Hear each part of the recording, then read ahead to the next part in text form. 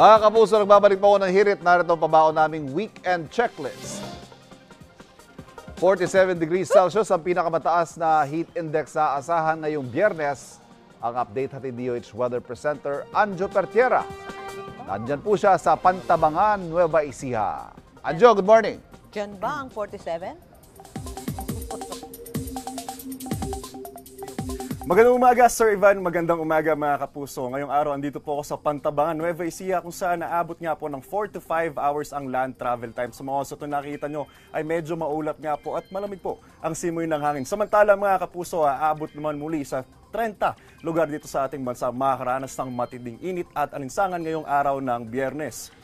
Ayon sa Pag-asa, posibleng umabot sa 47 degrees Celsius ang heat index o damang init sa Dagupan, Pangasinan.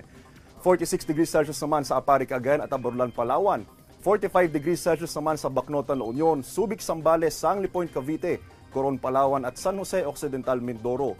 44 degrees Celsius naman sa Lawag, Ilocos Norte, Tuguegarao, Cagayan, Puerto Princesa, Palawan at sa Legazpi, Albay. Posible namang umabot sa 43 degrees Celsius ang heat index o damang init sa Pasay City, Sinait, Ilocos Sur, Batac, Ilocos Norte, Etiague, Isabela, Iba, Zambales, gayon din sa Muñoz dito sa Nueva Ecija, Tanawan, Batangas, Pili, Camarines Sur, Rojas, Capiz at Dipolog, Zamboanga del Norte. Habang 42 degrees Celsius naman sa Quezon City, Tayabas at Alabat sa Quezon, Viracatanduanes, Iloilo City, Dumangas, Iloilo, La Carlota, Negros Occidental, Malay, Balay, Bukidnon, Cotabato City, General Santos City at sa Butuan, Agusan del Norte. Sumikat na po ang haring araw bandang 5:36 AM at lulubog naman po yan mamayang 6:12 PM. Paalala, mga kapuso, ugaliin po nating uminom ng maraming tubig at umiwas po sa matinding sinag ng araw. Ako po si Anjo Pertiera, ang inyong UH Weather Presenter. Know the weather before you go.